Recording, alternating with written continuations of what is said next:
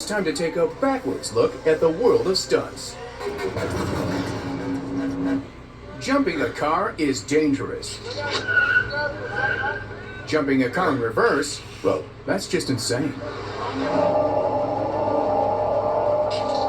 I would not want to do this in my car. This guy is just out of control.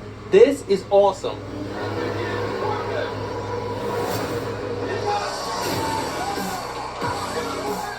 He may have only just missed that building, but stuntman Brian Spanky Spangler Jr. smashed the backwards car jump record by a whopping 34 feet. We've come to Montana to meet Spanky and find out why he took this backwards leap into the record books. We go up to Butte, Montana, and we do a Daredevil festival up there every year. So they called me and said, hey, you want to come up here and jump a car backwards? And it was 2 weeks prior to the event, and we made it happen. So how did Spanky and his team tackle the record-breaking jump? They knew what distance they needed to travel through the air. Now they had to actually build a ramp that would allow them to do that. When Brian drives off a ramp, his car will follow a parabola through the air. Now, the angle at which he takes off determines the shape of that parabola. If the ramp is very shallow, it will be a very low parabola to the ground.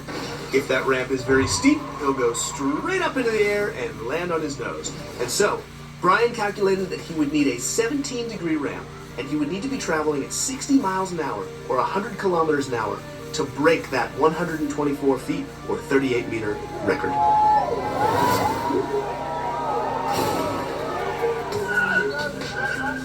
The problem that he faced is that his car was going backwards. How can you go that fast in reverse? Most cars are not designed to go fast backwards.